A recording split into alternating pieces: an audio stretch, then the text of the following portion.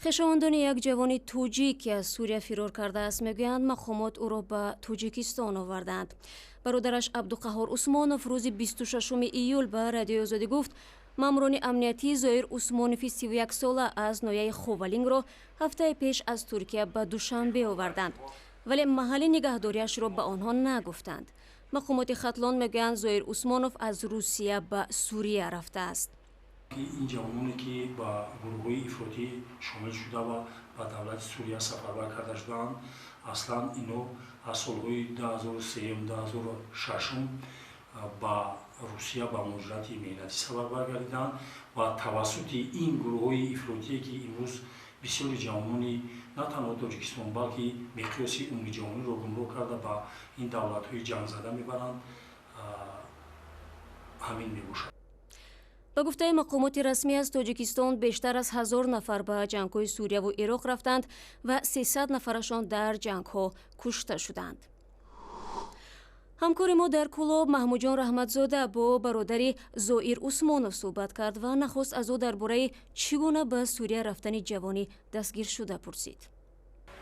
وقتی که در همو ترکیه میگیم در همو محبسخانه باشه و چی باشه همونجا محکمش میکنن، با کدوم واسطه نمیدونم خطی اما آیت الله علاقه نمیبرید میگه که من شخصا همینجا آوردگیم با طوری فشار آوردن زوراوری آوردگیم.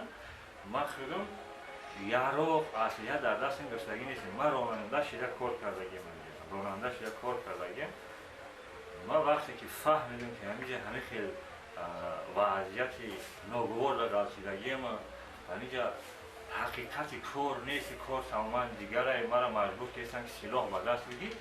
من گریختم یک بار با قفیدن آوردن مجبور کردن گفتن که سپر میشه پیش میره. این دفعه با گریختم و شهر نمیدونستم طرفی همون سمتی که باید حرکت کنم دیل خود طرف نمیدونم، یک دیل خود طرف گرفتم حرکت کردم آمدم در دستی همین مرزبان‌های ترکا غلطیدم. سال دیگر از برادری زایر عثمانوف این بود که چگونه از بازداشت برادرش در مرز ترکیه خبردار شدند.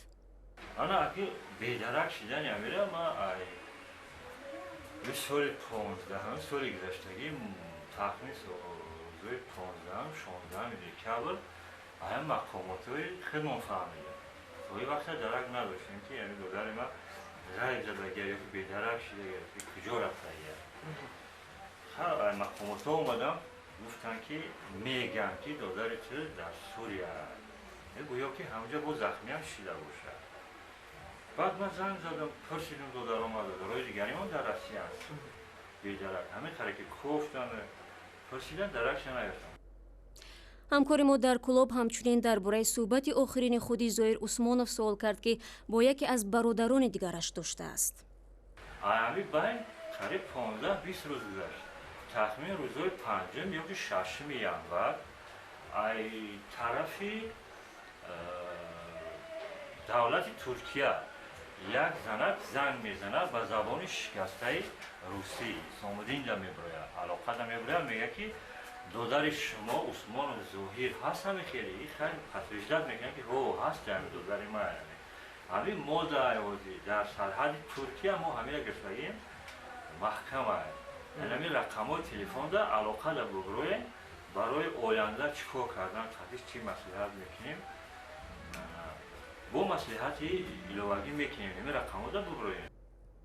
مصاحبه کامل عبدالقهار عثمانوف در وبسایت azadi.org.